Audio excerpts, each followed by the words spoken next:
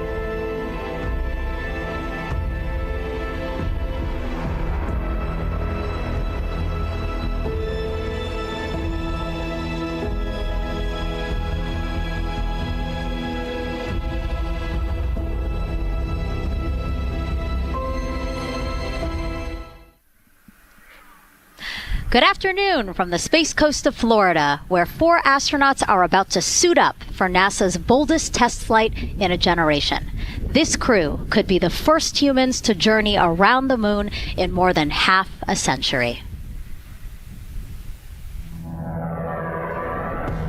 The Artemis II mission is a test mission of the Orion space capsule. Artemis II will be the first time we put humans on this rocket. We're going back to the moon because it's the next step in our journey to Mars. We were always going to the moon. Pushing ourselves to explore is just core to who we are. That's a part of being a human. And liftoff. We shall return. continuing to test out every bit of Orion. Coming back to Earth, 7 miles a second. When humanity sets big goals, we can bring together genius from around the world. You have the best people on planet Earth putting this vehicle together. That's what's up. To innovate for the benefit of humanity and to inspire the world through discovery. And here we go.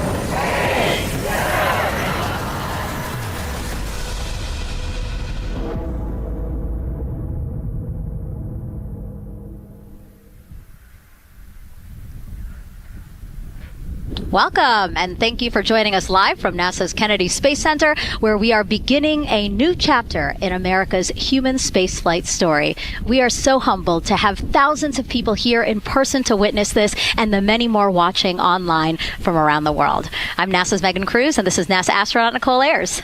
Thanks, Megan. What a historic day to be here. What a historic day to be here. Obviously, for what we see right behind us here, the SLS rocket and Orion spacecraft on Launch Pad 39B. Artemis II is a nearly 10-day flight test to prove NASA can safely fly astronauts around the moon before attempting to land on it in just 2 years, hopefully. Yes, like you said, it's a test flight, so we're going to put humans on this rocket for the first time ever, and we're going to test out the systems on board and hopefully get around the moon. And why does NASA want to return us to the moon? Man, we want to go back for scientific discovery, right? We want to create a permanent presence on the lunar surface.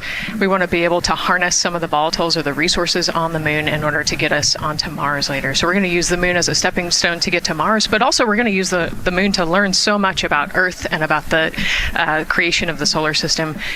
The moon is this untouched witness mark for the Earth and the solar system. And what I really love is all the things that we do to get us to explore our universe, all of that technology, all the jobs created to support that, it all benefits us here on Earth. Yes, definitely. I mean, getting this rocket into orbit takes, 8.8 million pounds of thrust, right? And it's the people on Earth who do that and who create that, the engineers, the scientists. There are so many people who make this mission happen. And so if all goes well, this crew could travel farther from Earth than any other humans before them and see parts of the moon no one has ever laid eyes on. And now, speaking of laying eyes, here we are in the suit-up room with the Artemis II crew. Yes.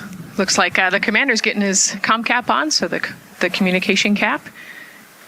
Looks like Victor's already got his on and the helmet going. He's just stretching out his wrist a little bit, right? Yes. And in charge of liftoff today is Launch Director Charlie Blackwell Thompson. She and her team are just across the street from us inside of the Launch Control Center. They kicked off continuous around-the-clock operations just before 5 p.m. on Monday and started fueling the rocket about 4 hours ago. They have a 2-hour launch window that opens at 6:24 p.m. Eastern Time, which our clock in the upper left-hand corner is counting down to. And, we just heard from Charlie Blackwell Thompson in our tanking coverage, which was the broadcast just before this one kicked off. And basically, she said weather is 80% go. Yes, 80%, we will take that. It's a little windy. There's some clouds building, but we're going to keep an eye on it, and 80% is a good number to keep moving today. Yeah, and what she said was a wave of showers are moving west, but they should be well past the pad by the time we launch again. Hopefully at 6:24 p.m. today. Hopefully. All right, so again, let's head back into that suit-up room. We see Reed Wiseman. He is the commander of the Artemis II crew, and Nicole, he is putting on what you guys are calling the communications cap, the comm cap. Yes, so it's a little bit for protection of his head there, but also you can see the mic booms, and he's got ear cups there so he can hear, the rocket's loud. So you're going to wear hearing protection, but then we also want to be able to talk to Earth and talk to each other. So they're getting that settled, and then he will put the helmet on over that comm cap. That comm cap will also connect into the suit, which then eventually connects into the capsule through an umbilical there. So there's a lot of cords and wires. You can see them tuck in that cord under his chin right now. And so the suits they're wearing, they're called the Orion Crew Survival Suits, or OX suits. And so they're worn for launch and reentry or during high risk or emergency situations. And I think a lot of people, especially if they're have been following NASA for all these decades now, they're kind of thinking, hey, these look like the suits that our shuttle astronauts used to wear. There is a lot of resemblance here. That's true. Yeah, they are very similar. NASA does a great job of leveraging the lessons that we learn from previous missions. So dating all the way back to Apollo, some of our first spaceflight missions, we learned lessons about the suits and how to make them better, and we just continued to carry that through all the way into the Artemis mission. Time now to introduce you to some of our teams today. We have Gary Jordan at NASA's Johnson Space Center in Houston. He's going to be inside with the mission control teams, which will take over from Kennedy's launch control team right at liftoff. And then back here at Florida, there's Megan Carter inside Kennedy Space Center's visitor complex, Jasmine Hopkins at a launch viewing location, and then finally Daryl Nail inside the launch control center with the launch team. Now, each is going to provide a very unique experience today, starting first with Daryl, who has been closely monitoring the launch countdown for us. Yeah, and welcome into Firing Room 1, a historic firing room here at the Kennedy Space Center in Florida. It's a pleasure and an honor to be here reporting what's happening as we lead up to countdown and liftoff of Artemis II. So far, looking pretty good. You see the rocket out there on the pad. It is launch day, and we just got that crew weather brief that you were talking about from Launch Director Charlie Blackwell-Thompson to the crew. It looks like a countdown at this point is in good shape, and that's great news. Fueling continues to track well. We just reached all stages replenish. And while we're talking about the fueling, let's talk about that tanking. Pull up the tanking graphic if we could now. That will give us an indication of where we are with tanking. And I can just tell you, as you see from this board right here, we are all stages replenish. So all tanks on board the SLS, the 2 liquid hydrogen, lower stage and upper stage, and 2 liquid oxygen, lower stage and upper stage, are at 100%, and that's exactly where we want to be. This kicked off at 7:30 this morning with a go for cryo load, and here we are, roughly about 5 hours later, and we're fully tanked and now in replenish. The amount of propellant on board, roughly 733,000 gallons. That's about an Olympic-sized pool and a half. Huge amount of propellant. It's all flowed in there. The great news there, no leaks, no issues, and we're looking good at this point. So let's talk weather now. The weather, while it is favorable overall, it's not totally clean. And that was hinted at earlier when we talked about the storms. There is, of course, some onshore flow. Currently, our overall attempt percentage stands at 80% chance of acceptable weather conditions at the time of liftoff, which is going to be within our launch window. That's tonight from 6:24 p.m. Eastern Time until 8:24 p.m. Eastern Time. Winds are good. The lightning risk is low. But scattered showers still remain possible around the Cape and including near the pad. So the expectation is that there'll be some more active weather coming our way, but we're expecting it to push to the west. So the watch item is really any isolated shower that could briefly move through the area and trigger a constraint, especially for flight through precipitation. Well, you're looking now inside the astronaut suit-up room, and of course we got the 4 astronauts there. They talked to Charlie Blackwell-Thompson today, and everything looks good there. We're tracking one minor NC issue at this point. We'll talk. It's a non-conformance. We'll talk about that a little bit later in our next hit. But for now, again, looking good. And of course, our administrator for NASA is here in the firing room. He checked in with the launch director, chatted with her for several minutes, and he's here in the firing room, which is a good positive sign, of course, for the day. That's it for the firing room. We'll send it back now to Megan and Nicole. Daryl, thank you so much. Yeah, let's get back into the suit-up room here, where we now have a shot of all 4 astronauts, and it appears all of them are undergoing their suit leak checks. Can you talk to us about what that is, Nicole? Sure. Yeah, you can see, as the suit expands, that we're going to pressurize those suits. So in the case that we need it, if we lose pressure in the capsule, those suits will protect the astronauts and keep them pressurized and keep them survivable. So these guys are going to hold their breath for about 10 seconds. Any movement in the suit could cause changes in the pressure. And so we want to get a really nice, precise, accurate measurement on the leak check. And so they'll hold their breath. Even just their heartbeat could potentially make some differences in those super sensitive sensors there. So you can see the red and blue valves there, the air in and air out. And it looks like Victor just had a good leak check. Yeah. And actually, they do 3 leak checks, again, just to get an average reading to say, hey, you know, we have confidence that these suits are holding the right pressure. As Nicole said, that tube that's going in, that's putting air into their suits. And then there was that gold instrument that you saw on their other side. That's how they can control how much pressure is being released in order to do these checks. Yep. And they will do the leak checks here in the suit room, and then they'll do more actually in the capsule as well. They'll do another leak check.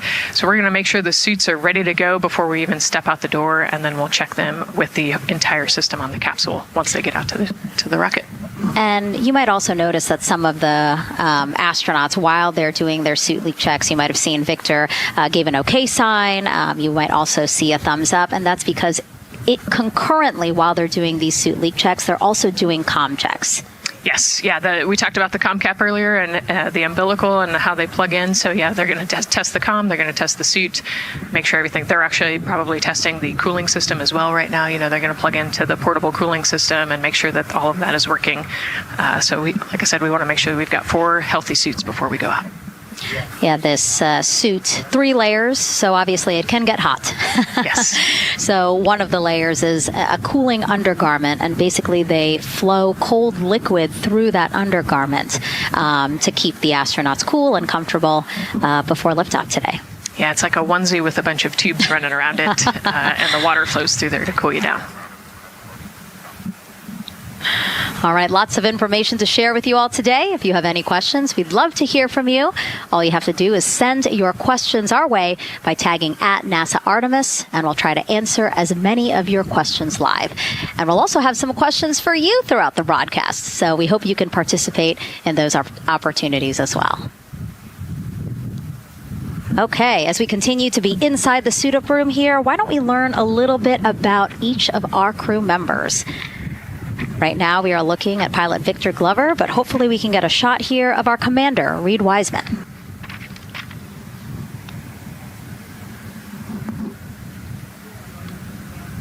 Now, Reed Wiseman is a Baltimore native. He's been in space once before as flight engineer for Expedition 41 aboard the International Space Station from May through November 2014. During the 165-day mission, Reed and his crewmates completed, get this, more than 300 science experiments in areas like human physiology, medicine, physical science, earth science, and also astrophysics. They actually set a milestone for station science by completing a record 82 research hours in a single week. He also served as chief of NASA's Astronaut Office from December 2020 to November 2022, and Reed has 2 daughters. Yeah, I love Reed is such a great leader. He was the chief of the astronaut office when they hired our class of astronauts. And so, I think I have to publicly thank him for my job here today. But yeah, he's a family man. He's a good leader. And he's a great pick for the commander of this mission. Yeah, I think, in talking through some of his other accomplishments, obviously he has leadership qualities that makes him prepared for commander of Artemis II. Yes, he does. He's a well-experienced naval officer and now NASA astronaut. And so now here we are, pilot Victor Glover. NASA selected the California native as an astronaut in 2013. At the time, he was actually serving as a legislative fellow in the United States Senate. His first trip to space was in November 2020 when he launched as pilot of NASA's SpaceX Crew 1 mission.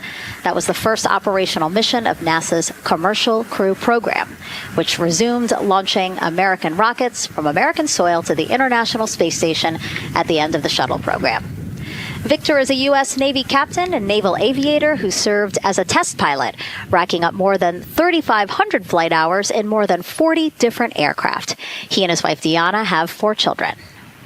Yeah, 4 children, a lot of energy, but that checks, right? Because when I think of Victor Glover, I think of a lot of energy, smart guy who's always excited and ready to go. And there you go, he's smiling in the suit room this morning. Oh, yeah, he's a great guy. All of them are. This whole entire crew, they're just a good group of human beings, of leaders, of friends, family. I have never heard anybody say anything bad about any of these 4. They're all so well accomplished, and they're also deserving of this opportunity to return to the moon. Yeah, and they're also humble, right? They're just standard humans going to the moon, but you would never know that when you talk to them in a normal conversation. And so it looks like Christina here has completed her suit leak checks as well, her communication checks too. Yep, they've already got her gloves off. They're getting ready to kind of hang out and relax a little bit, I think, before they walk out. She is a mission specialist for this mission, native of Grand Rapids, Michigan. Was selected to the Astronaut Corps in 2013, so actually same class as Victor. She served as flight engineer on the International Space Station from March 2019 to February 2020. And during that time, Cook set a record for the longest single space flight by a woman with a total of 328 consecutive days in space. She also participated in the first ever all-female spacewalk. And before becoming an astronaut, Christina helped build space science instruments and led scientific field work in some of the most remote environments on the planet. Her hobbies include surfing, rock climbing, community service, yoga, travel, and photography. Again, so much. When does she find the time? That's a great question. You know, one of the things I love about Christina is that she's broken records and she's achieved all these milestones. But one of the things that she talks about is, you know, she just wants people to set goals and go work hard and do something that's meaningful to you. And she really hopes that her records are broken as soon as possible. She does it for her family, and she'll talk about all of her nieces and nephews quite a bit. So just, again, another example of just a humble human who's got a great support system in her family and excited for the mission. Yeah, she's always saying that she just wants the opportunity to push people farther, to push humanity farther, see what we can accomplish together. So, yeah. Again, all four of them say that. They're really in tune on what they think or what they feel like their role is in this mission. Yeah, I think their legacy is going to be, you know, providing the shoulders for others to climb on. And last but not least, first-time flyer, Canadian Space Agency astronaut Jeremy Hansen will fly to the moon as a mission specialist on the Artemis II mission. The London, Ontario native was selected as an astronaut in 2009. After that, he worked as Capcom at NASA's Mission Control Center in Houston. Capcom stands for Capsule Communicator, and that's the sole direct voice communicating with astronauts in space. He also participated in training exercises such as living on the ocean floor off the coast of Florida to simulate deep space exploration for 7 days. In 2017, he became the first Canadian to lead a NASA astronaut class. He also enjoys getting out on a sailboat, rock climbing, and mountain biking. Jeremy and his wife, Catherine, have 3 children, and he actually got to hang out with them over the weekend. So the crew arrived here for lunch at Kennedy Space Center on Friday, and then their family members arrived Saturday. Yes, yeah. As long as their family can quarantine with them, then they will stay, quarantined in Houston, and then they all fly down to Kennedy Space Center, and then you get to spend the last few days with your close family and friends. We actually do a behind-the-glass visit with some of those other maybe extended family members that couldn't quarantine with you, but it's a quaint time here once you get to Kennedy Space Center. A great sign here, all 4 astronauts have removed their helmets, and that indicates again that all 4 have completed suit leak checks. And so, Nicole, what they're doing now is they have these pockets on their forearms. That's just somewhere where they can put personal items that they might want, right? Yeah, just kind of stowage pockets. There's always something that you might need or want while you're in the capsule, and then also last-minute personal items if you want to put a couple things in there. So everybody kind of has their own unique stash in their pockets. And then another pocket has emergency equipment that they might need, right? Like a signaling mirror, things like that. Right, yeah, the suit is basically all in one. It's got the oxygen bottles there on their right legs. You'll see in a different shot, they've got pockets with survival gear in it, and that is to keep them safe. So if they had to egress the capsule, either from the launch pad or from the water, then they will have all of the survival gear with them. They'll have about 10 minutes of oxygen as well from that bottle so that they can get to safety quickly and safely. We are now 5 hours, 3 minutes and counting from the opening of our 2-hour launch window, and we have our first questions from social media.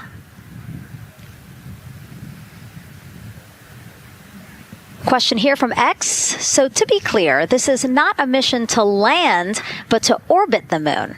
Thank you, and thank our astronauts. Nicole. Yeah, this is a great question. I think it's important to highlight the mission of Artemis II, where we are going to go around the moon. We're going to see the far side of the moon. We're going to see parts of the far side of the moon that human eyes have never seen before. It's very similar to the Apollo 8 mission, right? We're also potentially going to be able to see the landing sites for the future Artemis missions and kind of provide the overall context of those landing sites amongst the entire moon site there. So it's an exciting mission. We'll get to learn a ton about there's so much science that's going to be on this mission as well, right? Where they're going to do some science experiments on humans, learn about the stress of the environment, and we're going to learn about the radiation environment. We're going to learn about the suits as well. We've got some technology demonstrations that are going to happen. So there's a lot going on this mission. We always say it's about increments, right? Like we're making that next giant leap to Mars, but in order to do that safely and to do that thoroughly, incremental steps. Exactly. And, like we said, this is the first time that we've put crew on this rocket. And so actually before we even head to the moon, right, we're going to stay close to the Earth and we're going to check out all of the systems on Orion, make sure that it can handle 4 humans, make sure it can handle people sleeping, people exercising, all of the environmental control systems are working. So we want to make sure that the capsule is safe for the crew before we send them, almost 250,000 miles away. Yeah, that was a great question. And we actually have another one that we'll pull up on screen here. Another question from X. How long will it take them to reach the moon, and how long will the entire mission last? Another great question, right? So they're going to do a couple orbits around the Earth. They'll do a perigee and an apogee raise burn. What that means is that they're going to accelerate to get further away from the Earth, and they'll get into a really highly elliptical orbit first. And then once they get into the translunar injection, so they're actually on a free return trajectory, which means we're going to accelerate them, and then they're going to escape Earth's gravity, and then just based on orbital mechanics, they'll be able to come home without having to do another burn or acceleration. So it'll take about 4 days once they leave Earth's gravity to get to the moon. They'll fly around the moon, about 4 days back, and then land. So overall, about a 10-day mission. Exactly.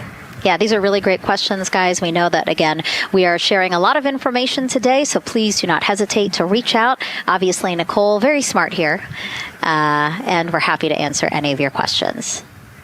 Again, tag at NASA Artemis wherever you're watching this coverage. And now we actually have a question for you.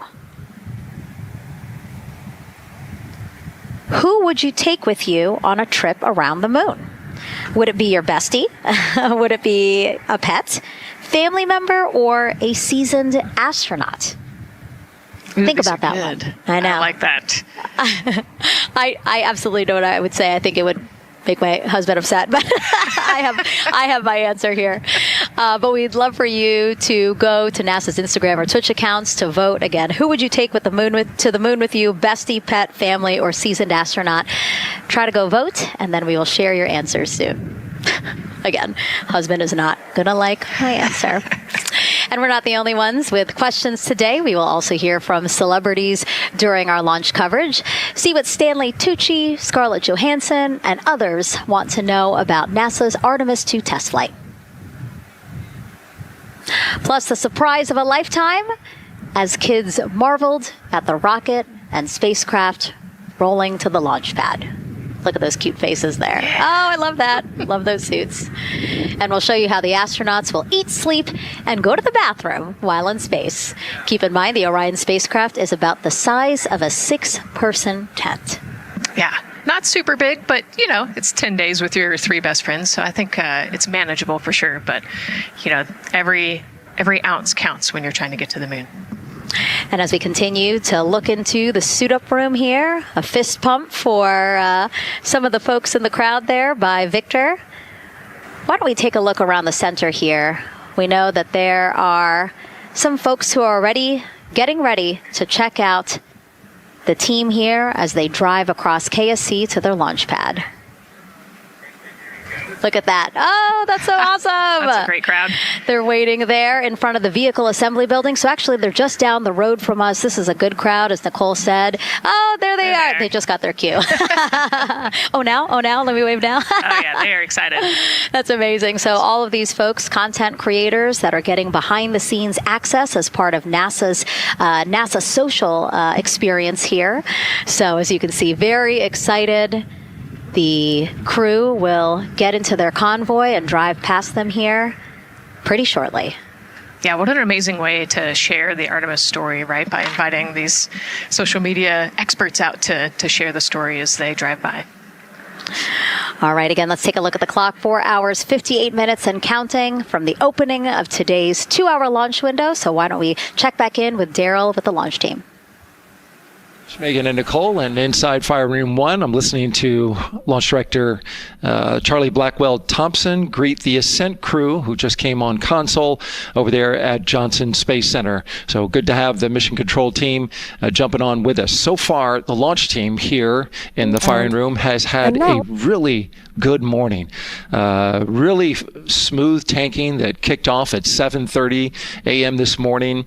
They got to all stages replenish just before 1 o'clock p.m. Eastern time, and it was an incredibly smooth tanking.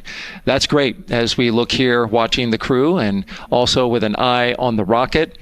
Weather, of course, we've talked a little bit about that. It's favorable overall, 80% go for our 2-hour window between 6:24 p.m. and 8:24 p.m.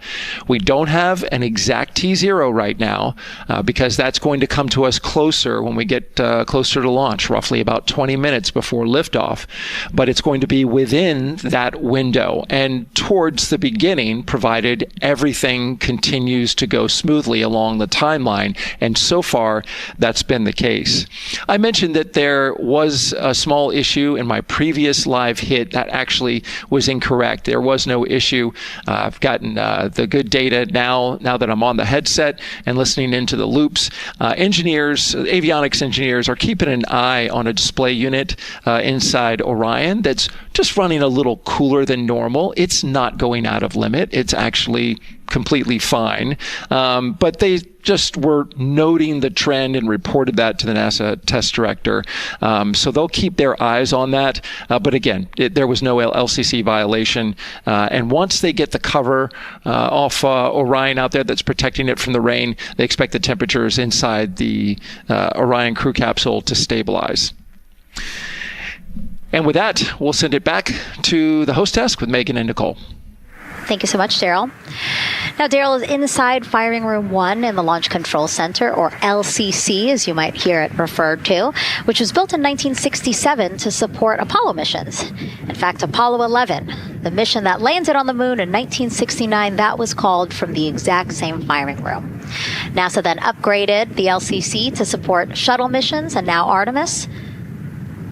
You can see there a shot from when we supported shuttle.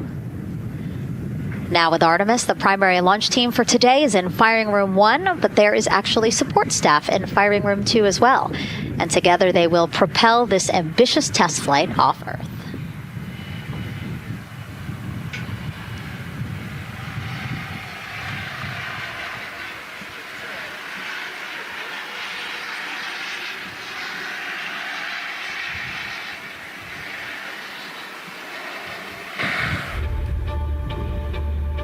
We're going back to the moon because it's the next step in our journey to Mars. We need to go explore the moon. There's vast regions of unexplored areas with the coldest, darkest places in our solar system. This is a test mission, and when we get off the planet, we might come right back home. We might spend 3 or 4 days around Earth. We might go to the moon. That's where we want to go, but it is a test mission, and we are ready for every scenario as we ride this amazing space launch system and the Orion spacecraft. But another reason we're going back to the moon is to fulfill NASA's mission, which is to explore the unknown in air and space, to innovate for the benefit of humanity, and to inspire the world through discovery. And when we succeed and when we accomplish the things that we set out to accomplish, that inspiration not only can set up new things to happen, but it also is a reminder in tough times that we're capable of doing great things when we work together. The thing I love about the moon is that it's not just a beacon for exploration and this platform of possibilities for incredible missions like this, but it has benefits. That's actually why we're racing towards it. Those benefits are really wide in nature. You have everything from innovation, technology development, not only for future missions going deeper into the solar system, but technologies that come back to Earth. You have inspiration, a whole generation of people starting this pipeline of STEM workers and manufacturers and operators that are excited to see what you can do when you work hard and you come together as a team. When I think about the four of us flying around the far side of the moon, seeing that Earth rise, taking images and video and sending them back to you, the feeling that I have inside is hope. We know that Artemis II is not the solution for humanity on planet Earth, but it is a contribution in the positive column. We hope that just for a moment that people will pause and say, wow, it's extraordinary when you look back upon the Earth with over 8 billion people. And you see this concrete example of what humanity can do, this extraordinary thing when we set big goals and we work together to achieve them. Now, Kennedy's launch control team takes us to liftoff, but then mission control at NASA's Johnson Space Center in Houston takes over. That's where we have our Gary Jordan embedded with that team. Hey, Gary. Hey, Megan and Nicole, it's great to be joining you from here in Houston, Texas. I'm in NASA's Mission Control Center, where the Artemis II Ascent flight control teams, led by Flight Director Judd Freeling, recently started their shift to monitor the Orion spacecraft integrity, the Space Launch System, and the crew to make sure all criteria is met to commit to today's launch and the mission ahead. The team you see here in this room today has been training extensively to prepare for the highly dynamic phase of flight that begins shortly after engine ignition. Teams here will be monitoring the flight of the Space Launch System, Orion, and of course the Artemis II crew on board as they make their way from the Kennedy Space Center into Earth orbit. The lead console positions will be in this room, called the White Flight Control Room, a room which traces its legacy to the Space Shuttle program, with the first shift supporting STS-70 in 1995, more than 30 years ago. Each console represents an expert in a particular discipline, whether it be communications, propulsion, crew health, life support systems, or trajectory. And each of these individuals has a support team in other rooms, each ensuring that no data point is left unchecked, no procedure is missed, and combining efforts as one Artemis team to ensure crew safety and mission success. After liftoff, Mission Control Houston will be staffed around the clock over the next 10 days until the spacecraft is safed for the recovery teams and the crew is extracted from integrity and brought aboard the recovery vessel. The roar of a powerful Space Launch System liftoff is just the beginning. The mission is, of course, a test mission, and the first with humans on board Orion and in deep space. The crew's job is to put the systems and capabilities of Orion to the test, taking us closer to a sustained presence on the lunar surface. It's great to see the crew gathered around the table. Megan, with that, we'll toss it back to you as we continue to monitor from here in Mission Control Houston. Back to you. Thank you so much, Gary. Yes, a pre-flight tradition that we have seen with our crewed flights and our astronauts, the card game, Nicole. Yeah, you know, this is a fun time for the crew. Kind of relax a little bit, play a card game with the chief. You can see Scott Tingle there is the dealer today. Looks like they're playing high card wins. So Victor won, he's out, now Jeremy's out. You know, there are two schools of thought on this game. Either you want to get rid of all your bad luck or go out on a high note. So it looks like the crew chose we're going out on a high note. And you know, I think one of my favorite parts when I talked to Reed about this is he was just excited to play a game with his old boss from Naval Test Pilot School. So once again, his boss today. Yeah, and I love this part of the tradition because this is when, again, you usually see them like, yeah, laughing, but very focused still. But when they get to this table, laughs, high fives, smiles, just really a brief moment of levity in what can be and will be a very long day for them. Yes, you know, it's a long day. There's a lot of preparation that goes in today, and so they're just, I think, at least for us, it was a nice brief moment of some relaxation, a couple laughs, you know, a moment to take a few deep breaths and reflect on the mission ahead, and then, you know, get some high fives as well. And so with their bad luck dispelled, some good luck from Scott Tingle, it seemed like there, right? Yes, definitely. It's actually a really fun tradition. You know, I think that card game is more steeped in tradition than anything else. Every crew has played that same card game. As you said, Nicole, the primary reason for why they're there to suit up, to do communications checks, to do pressure checks all done, and now it seems like Reed had some words for the team in that room? Yeah, this day can't happen without thousands of people, right? And so the suit room is a great example of that. You've got all of the suit techs, and you've got your support team there, everyone who has made this day possible. They've been working with the suit team for years at this point, getting ready.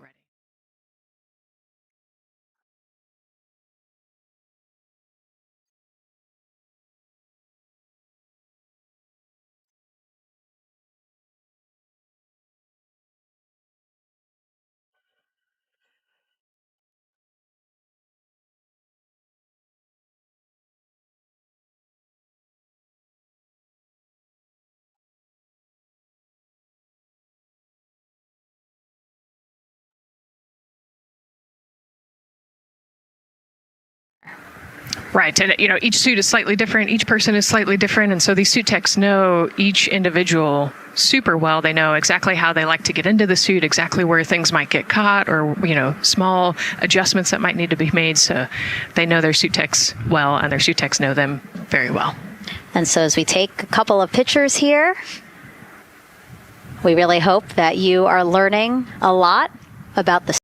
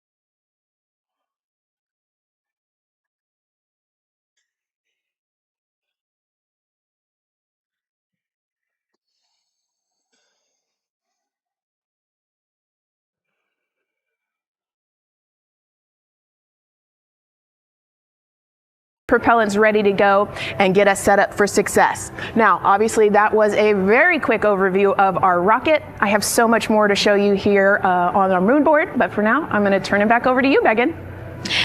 Thank you, Megan. A very impressive demo of the moon board, but also an impressive system, obviously. She mentioned 4 RS-25 engines on the core stage, and actually we have one right behind us here, used during the shuttle program, and I got to get a closer look at it with Space Launch Systems Engines Deputy Manager Philip Benefield.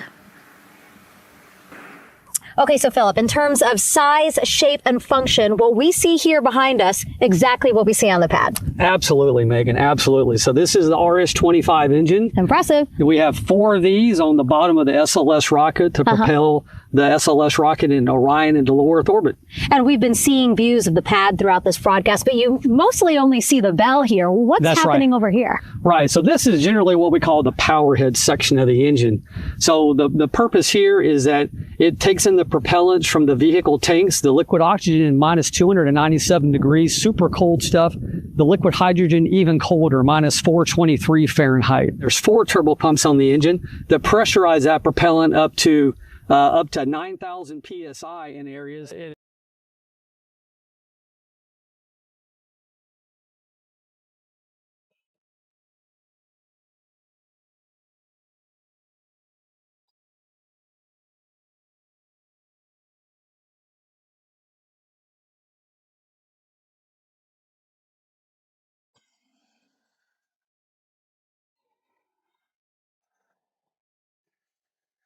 It's a very technically challenging. One of the main things here with the nozzle is that since you have the 6,000 degree Fahrenheit gas coming out, you have to cool that nozzle so it doesn't melt. And so the way the nozzle is constructed with these 1,080 coolant tubes. And so each of these coolant tubes flows a small amount of hydrogen. It keeps it cold, and so it doesn't melt during operation. Wow. I mean, all of the science that you're talking about, it is truly amazing that you guys designed this for shuttle, and yet you've reconfigured it, retooled it to be able to now support Artemis. What do you think about that? Yeah, I think that's really amazing, the fact that we were able to use the heritage hardware on the Space Launch System.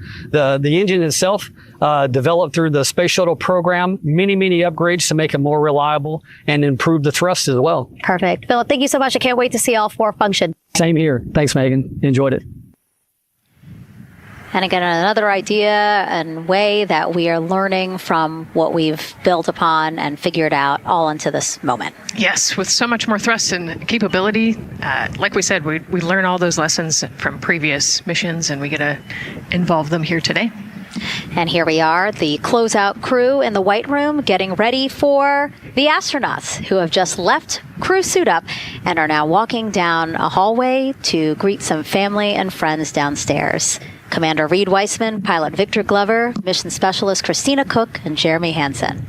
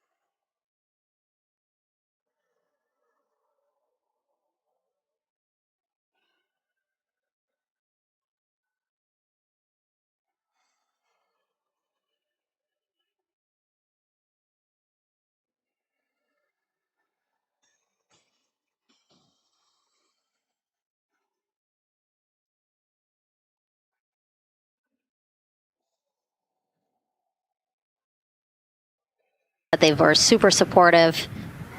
And now as he walks away, some kisses from Victor Glover to his family, hearts to Christina. Jeremy being a gentleman, pausing so that Christina can take a nice photo without him. Hearts too from Reed there.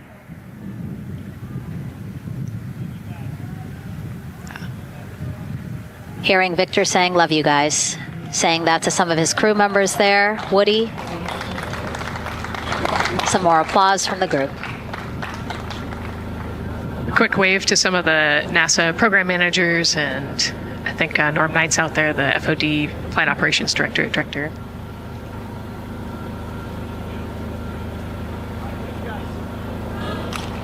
You heard Reed there saying, "Thank you guys," as the crowd picks up again with their applause, and the four of them step into their Astrovan.